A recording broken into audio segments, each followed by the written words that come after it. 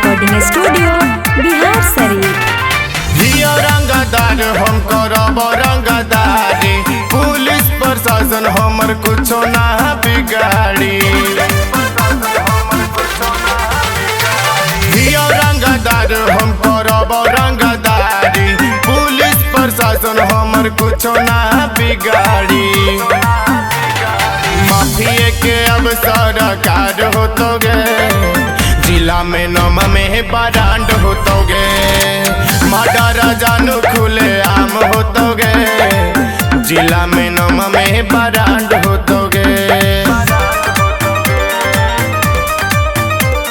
Music by Sonu Yadav.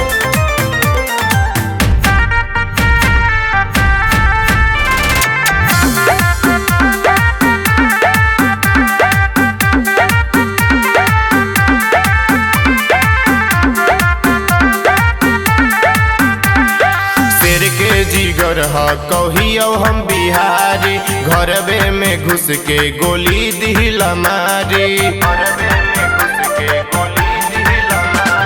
शेर के जिगर ह कहियो हम बिहारी, घरबे में घुस के दिला गोली मारी।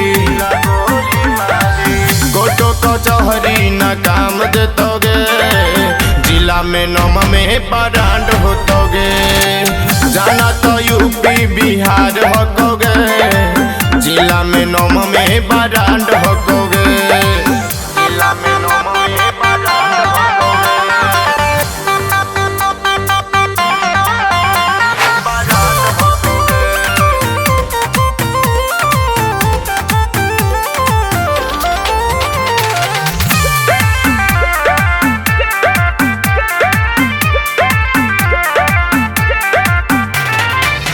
कर हो दम जे देखई है रंगबाजी, दुनिया से ओकर हो जाई आजादी।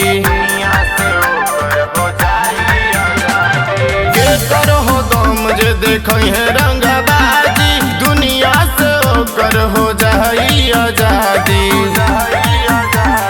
राहुल के अब समराज होतोगे, जिला में नम में बरांड होतोगे। मर्डर जानू खुले आम होतोगे, जिला में नम में बरांड होतोगे। हे सुन ले।